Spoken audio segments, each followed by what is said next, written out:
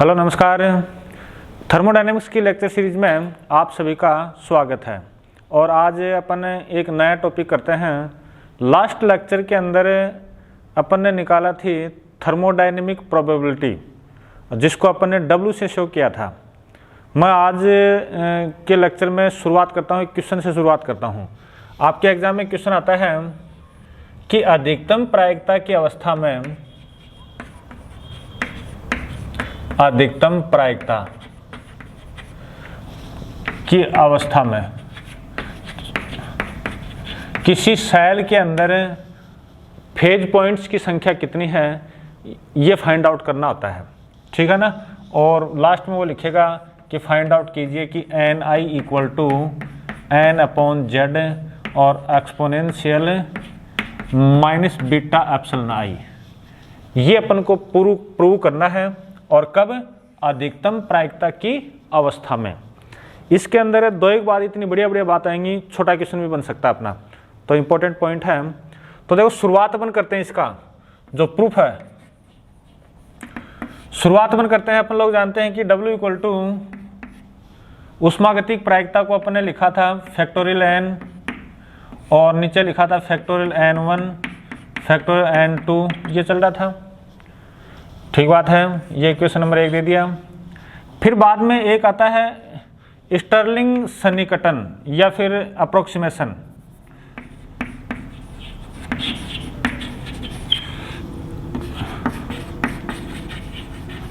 Approximation यह आपको क्या बताता है कि अगर आपके पास में ln log फैक्टोरियल x लिखा हो तो इसको आप इस प्रकार से लिख सकते हो, x ln x minus x, ऐसा आप लिख सकते हो। तो ये सेम प्रॉपर्टी मैं यहाँ अप्लाई कर रहा हूँ। इक्वेशन नंबर 1 है, उसके आप log लगा दो तो log या ln w इक्वल टू क्या लिखा जाएगा, यह आएगा ln और फैक्टोरियल n। फिर बाद में ये चलता जाएगा आपके, मैं इसको ऐसे लिख देता हूँ, चलो एक बार तो ln n1 फैक्टोरियल, फिर माइनस ln n2 फैक्टोरियल, ये चलता जाएगा। इन सब को देखो मैं ऐसे भी लिख सकता हूँ, चलो इसको कंप्लीट करता हूँ उसके अकॉर्डिंग। तो यह आ जाएगा n ln n minus n, ये तो ये आ गया। ठीक है ना।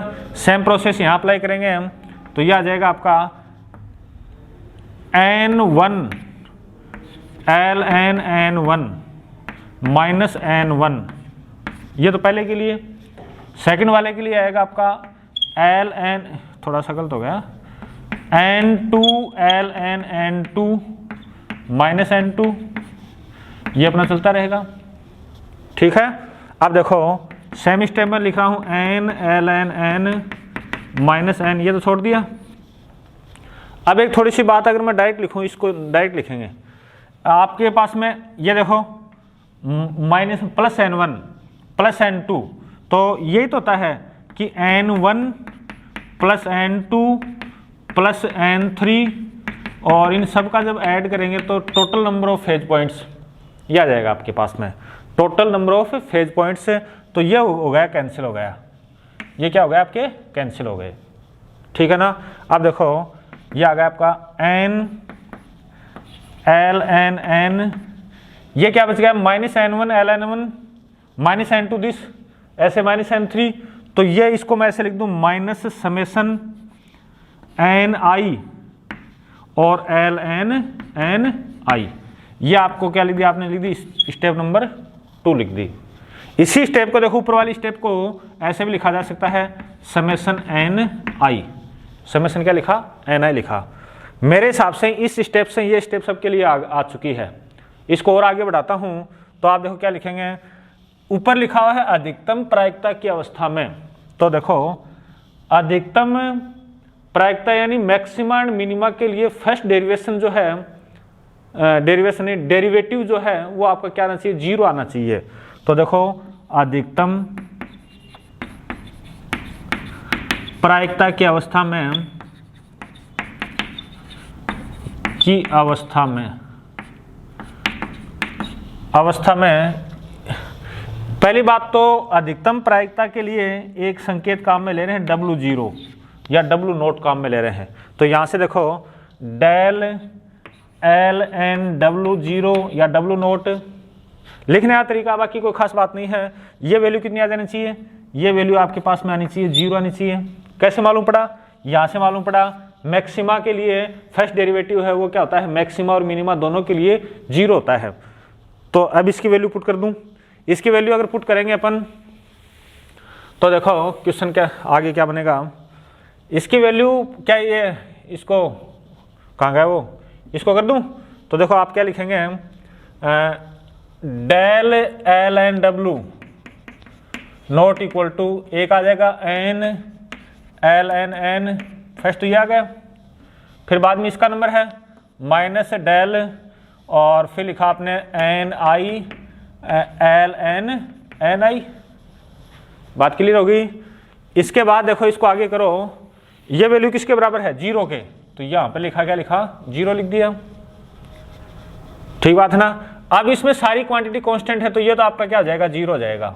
इसको अंदर लेके चलेंगे अपन तो इसको मैं ऐसे लिखूंगा माइनस समेसन डेल NI और LNI, कोई दिक्कत नहीं है। इसके बाद में माइनस समेसन NI को छोड़ दिया और इसके डेल लगा रहा हूँ और LNI, और ये वैल्यू किसके बराबर आनी चाहिए, ये वैल्यू 0 आनी चाहिए। ये स्टेप नंबर आपकी क्या आ गई 3 आ चुकी है। अब देखो अपन इसको सोल्व करते हैं एक बार, चूंकि समेसन NI डेल LNI, तो देखो इसको क्या लिख सकता हूँ, समेसन की जगह समेसन, NI की जगह पर NI और इसका डेल करेंगे तो 1/NI, और देखो लॉग का तो क्या होगा 1/NI और NI का क्या हो जाएगा आपका डेल NI हो गया। NI से NI कैंसिल तो आपके पास में क्या आ गया है समेसन डेल NI आ गया। बात क्लियर है सबके। या तो आप ऐसे करो कि इसको डायरेक्ट इन सब का योग, देखो फर्स्ट IV जो सेल है उसके अंदर नंबर ऑफ फेज पॉइंट सबका ऐड करेंगे और फिर बाद में सबका क्या करोगे उसका डेरिवेटिव निकालो। दोबारा बोल रहा हूँ, देखो पहली वाली के अंदर फेज पॉइंट N1, दूसरी वाली की N2, सब के कितने हो जाएंगे N हो जाएंगे टोटल, और ये क्या कांस्टेंट क्वांटिटी है और कांस्टेंट क्वांटिटी है तो ये 0 आ जाएगा। या फिर मैं इसको ऐसे लिखूंगा डेल बाहर निकालो, डेल ये समेसन NI आ गया, समेसन NI है वो किसके बराबर है डेल, ये N के बराबर है और डेल N इक्वल टू क्या हो जाएगा 0 हो जाएगा। बात क्लियर हो चुकी है मेरे हिसाब से। तो इसको आगे बढ़ाते हैं। समीकरण 3 में रखने पर, समीकरण 3 में रखने पर आपके पास में ये वैल्यू तो हो गई 0, ये बच गया, तो यहाँ से मैं क्या लिखूंगा समेसन डेल NI और LNI इक्वल टू 0, ये हो गई समीकरण नंबर 4 जो कि अपन को ध्यान रखनी है। अब देखो अपन लोग क्या करते हैं, किसी भाई कोई भी आपके पास में फेज स्पेस दे रखा है उसको अलग अलग आपने सेल्स में बांट रखा है, सेल्स में बांट रखा है। किसी एक सेल के अंदर number of phase point N1 है N2 है, ये नंबर चेंज हो सकते हैं लेकिन टोटल नंबर ऑफ पार्टिकल जो हैं या total number of phase point कभी भी चेंज नहीं होते हैं, क्योंकि यहाँ पर अपन लेके चलते हैं कि सिस्टम क्या है आइसोलेटेड है। सिस्टम कैसा है आइसोलेटेड है। तो देखो क्या लिखेंगे, देखो मैं ऐसे बोलता हूँ NI में भी चेंज हो सकता है, में भी चेंज, क्योंकि देखो थोड़ा समझो ये अपना सिस्टम है, इसके 4 भाग कर दिए। इसके अंदर पहले फेज पॉइंट सपोज करो 3 है, इसके अंदर कितने क्या है 4 हैं, इसके अंदर 2 हैं, इसके अंदर 1 है। Total number of phase point आप देख रहे हो 10 है। अब ये total number of phase point 10 कभी चेंज नहीं होंगे। आपका ये हो सकता है कि इधर से एक इधर आ जाए तो इसके अंदर भी 3 हो जाए, इसके अंदर भी क्या हो जाए 2 हो जाए, ठीक बात ना। तो देखो इसको आप ऐसे लिखेंगे NI के हमें भी चेंज, बट जो N है वो क्या आपका कांस्टेंट है। तो मैं आप इसको ऐसे लिख सकता हूं कि डेल N जो है डेल N उसको क्या लिखा जाएगा समेसन, इसकी जगह लिखूंगा, एक सेकंड थोड़ा गलत हो गया, डेल की जगह डेल और इसकी जगह क्या लिखा जाएगा समेसन NI। यानी अलग अलग सेल्स के अंदर जो नंबर ऑफ फेज पॉइंट है उनका टोटल आपका n के बराबर हो जाएगा। और फिर इसी को मैं आगे लिख सकता हूँ, अगर आप लिखना चाहो तो इसी को मैं आगे क्या लिख सकता हूँ, समेशन डेल एन आई। फिर बाद में इसी को मैं क्या लिख सकता हूँ, यह आपका क्या होना चाहिए, 0 होना चाहिए। यह आपकी स्टेप नंबर 5, ठीक है ना। या फिर इसको लिखेंगे तो क्या आएगा, del n 1 plus del n 2 और ये सब का ऐड है वो क्या होना चाहिए, 0 होना चाहिए। क्या बात क्लियर होगी। ये आपका फर्स्ट कंडीशन है, एन आई पर प्रथम प्रतिबंध है। परीक्षा में आता है कि 2 प्रतिबंध है, वो लिखो प्रथम प्रतिबंध है। ये बात याद होगी सबके।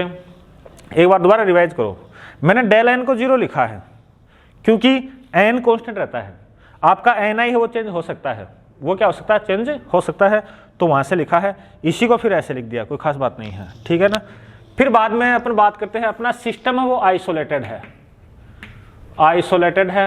आइसोलेटेड है तो इसका जो आंतरिक ऊर्जा है, इंटरनल एनर्जी है, यू वो क्या होगी आपकी, कांस्टेंट होगी।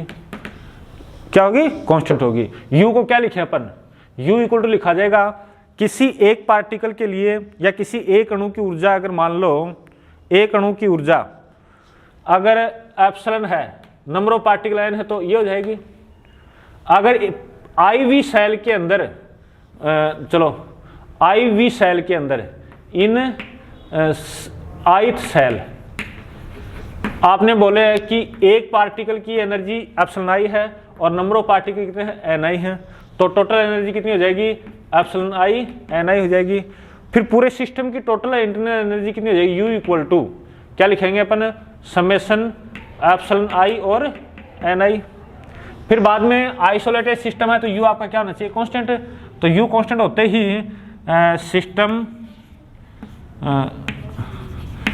आइसोलेटेड है, देन डेल यू आपका क्या होगा, 0 हो जाएगा। डेल यू की वैल्यू पुट करूं तो वहां से देखो, डेल समेशन एप्सिलॉन आई और n i that equal to 0। Epsilon i और एन आई ये आपकी क्या है, 0 है। इसी को मैं क्या लिख सकता हूं,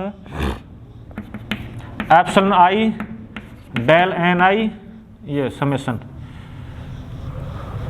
एक सेकंड थोड़ा सा इसको ऐसे लिखेंगे, समेशन इसको अंदर लेके जा रहा हूं तो एप्सिलॉन आई और del n i that equal to 0। यहां से मैं क्या लिख सकता हूं, या तो ये बोल दो या लिखेंगे epsilon 1 del n 1 epsilon 2 del n 2, इन सब का टोटल क्या हो जाएगा, 0 हो जाएगा। ये स्टेप नंबर मैंने बोल दी 6 है। बात क्लियर हो गई सबके। अब देखो अनिर्धारित गुणांकों की लाग्रांज विधि काम में लेंगे और उस विधि के लिए एक इक्वेशन तो अपनी ये काम में आएगी। आप समीकरण नंबर 5, समीकरण 5 है उसके साथ तो मल्टीप्लाई करो L minus L N alpha, minus L N alpha, और समीकरण नंबर 6 जो है उसके साथ मल्टीप्लाई करो बीटा, और देन इन सबको जोड़ दो प्लस 4, इन सबको जोड़ दो। और ये विधि है, ये क्या कहलाती है, अनिर्धारित गुणांकों की लाग्रांज मेथड है, ठीक है ना। तो देखो क्या प्राप्त होगा, यहाँ से तो ये सेम लिखना है नंबर 4, तो ये लिखा समेशन डेल एन आई और एल एन एन आई, ठीक बात है। इसके बाद में बात करते हैं अपन, इसके साथ में माइनस आपने बात की थी समेशन डेल एन आई और इनटू एल एन अल्फा, ये एल एन अल्फा। इसके बाद में उसके साथ बीटा के साथ मल्टीप्लाई कर रहा हूं तो ये आ जाएगा आपका प्लस बीटा तो हो गया और समेशन एप्सिलॉन आई और del n i that equal to 0। फिर बाद में इसके बाद में बात करते हैं, देखो ये कॉमन निकाल रहा हूँ तो summation n i l n n i, ये कॉमन आ रहा है पूरा पूरा, माइनस यहाँ से क्या आ जाएगा एल एन अल्फा, वहाँ से क्या आ जाएगा बीटा एप्सिलॉन आई और बीटा, समेशन को भी बाहर निकाल लेता हूँ, अच्छा, और यह आ जाएगा डेल एन आई।